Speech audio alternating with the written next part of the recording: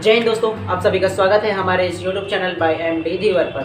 तो फाइनली दोस्तों, जो लोग बीएड और डीएलएड का एस्पिरेंट है और 2024 में शिक्षक भर्ती आने का बेसब्री से इंतजार कर रहे हैं, तो उनके लिए एक और खबर है जो उनको जाननी चाहिए।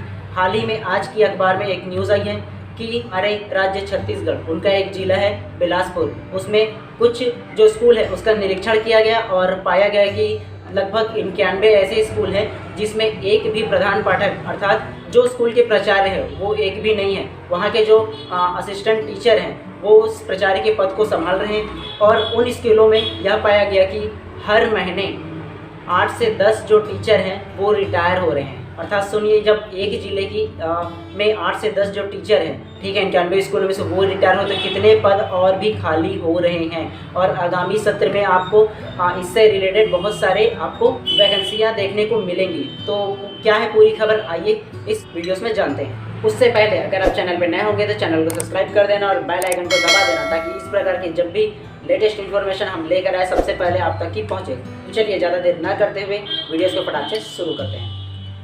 तो फाइनली देखिए फ्रंट लाइन पे क्या लिखा गया है। ज़िले के 91 स्कूलों में प्राचार्य नहीं, हर माह 10 से 12 शिक्षक हो रहे रिटायर।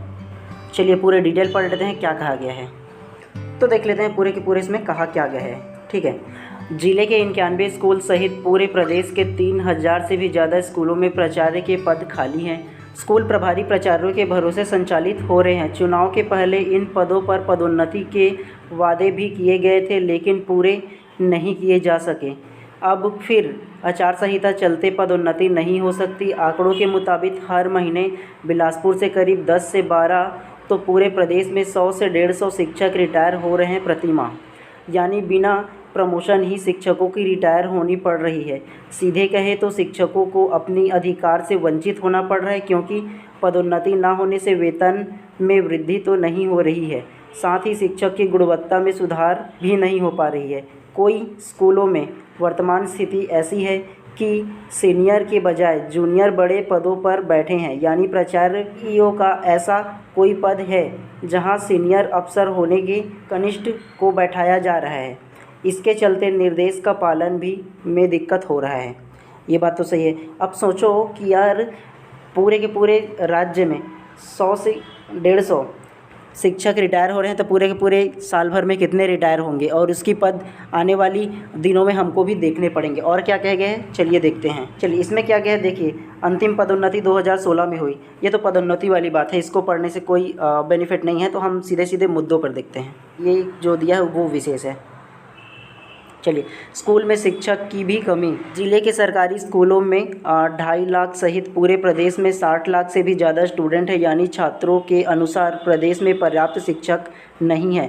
हालांकि शिक्षक भर्ती निकाली गई है, लेकिन चुनाव के बाद ही इसकी कोई प्रक्रिया आगे बढ़ाई जा सकेगी। वही बीएड पास वाले जो शिक्षक प्राइमरी में सेवा दे रहे थे, उन्हें अब हाईकोर्ट ने हटाए जाने के निर्देश भी दे दिए हैं।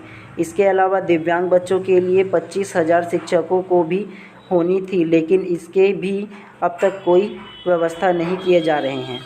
शिक्षकों की मांग है CR।